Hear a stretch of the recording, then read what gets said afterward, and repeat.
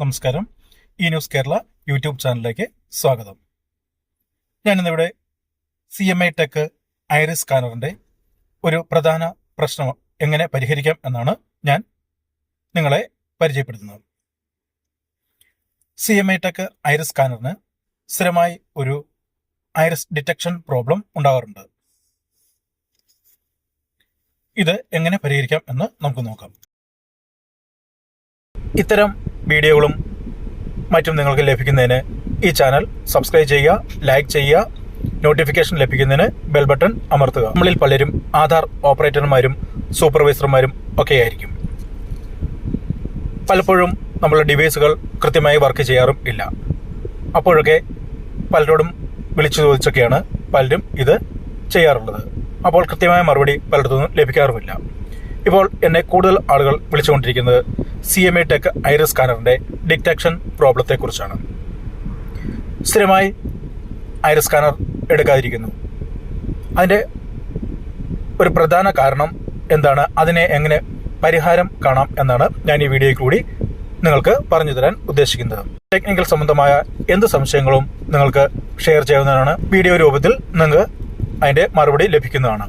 Rayo sensor to CMI tech iris permanent സൊല്യൂഷനാണ് ഞാനിവിടെ പറയുന്നത്.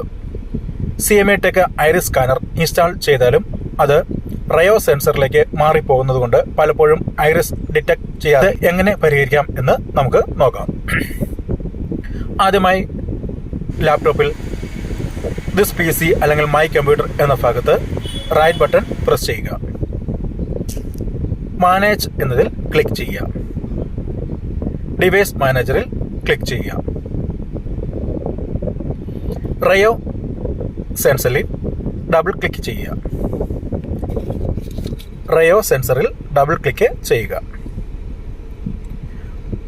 തുടർന്ന് റയോ സെൻസറിൽ റൈറ്റ് ബട്ടൺ ക്ലിക്ക് ചെയ്യുക. അപ്ഡേറ്റ് ഡ്രൈവർ എന്നതിൽ ക്ലിക്ക് ചെയ്യുക. ബ്രൗസ് മൈ കമ്പ്യൂട്ടർ എന്നതിൽ ക്ലിക്ക് ചെയ്യുക. തുടർന്ന് വരുന്ന let me pick from A list of available drivers എന്നതിൽ ക്ലിക്ക് ചെയ്യുക. ഇവിടെ CMI ടെക് ഇമേജർ എന്നതിൽ ക്ലിക്ക് നെക്സ്റ്റ് ബട്ടൺ പ്രസ് ചെയ്യുക. ഡ്രൈവർ ഇൻസ്റ്റാൾ ആകുന്നത് കാണുവാൻ സാധിക്കുന്നതാണ്. ഇനി ഡിവൈസ് മാനേജറിൽ USB കൺട്രോളറിൽ നിങ്ങൾക്ക് ചെക്ക് ചെയ്ത് നോക്കിയാൽ CMI ടെക് ഇമേജ് ആക്റ്റീവായി നിൽക്കുന്നത് കാണുവാൻ സാധിക്കുന്നതാണ്.